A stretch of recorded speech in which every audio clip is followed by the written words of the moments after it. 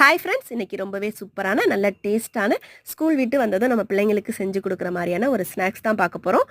ஒரு மிக்ஸி ஜாரில் அரை கப் அளவுக்கு ஜீனி சேர்த்துட்டு அது கூட நம்ம எடுத்து வச்சிருக்க வாழைப்பழத்தை கட் பண்ணி சேர்த்துட்டு அரைச்சி எடுத்துகிட்டு வந்துடலாம். நல்லா ஸ்மூத்தாக அரைச்சி எடுத்துகிட்டு வந்துடலாம். இப்போது இதை ஒரு பாத்திரத்தில் சேர்த்துட்டு அது கூட ஒரு கப் அளவுக்கு கோதுமை மாவு சேர்த்துக்கலாம். 2 டேபிள் ஸ்பூன் அளவுக்கு தேங்காய் சேர்த்துக்கலாம். அரை டீஸ்பூன் ஏலக்காய் தூள், ஒரு பிஞ்ச் சோடாப்பு சேர்த்து நல்லா பிசைஞ்சிக்கலாம். தண்ணி எதுவும் சேர்க்க தேவையில்லை. அதிகமாக தண்ணி போயிட்டுனாலும் எண்ணெய் நிறைய குடிக்கும். நம்ம வாழைப்பழ விழுதுலையே இதை நம்ம பிசைஞ்சு எடுத்துக்கலாம். எடுத்துட்டு சின்ன சின்ன உருண்டையாக உருட்டி போட போகிறோம். இப்போ ஒரு எண்ணெய் சட்டியில் எண்ணெயை நல்லா சூடு பண்ணிவிட்டு அடுப்பை மீடியம் ஃப்ளேமில் வச்சுட்டு சின்ன சின்ன உருண்டையாக உருட்டி போட்டு மீடியம் ஃப்ளேம்லேயே வச்சு வேக வச்சு எடுத்துக்கலாம். ரொம்பவே டேஸ்ட்டான நல்லா சாஃப்டான ஒரு ஸ்நாக்ஸ் ரெடி ஆகிடும். டக்குன்னு செஞ்சு கொடுத்துடலாம். சுட சுட காலி ஆகிடுங்க. இந்த வீடியோ உங்களுக்கு பிடிச்சிருந்துச்சுன்னா லைக் பண்ணுங்கள். நன்றி, வணக்கம்.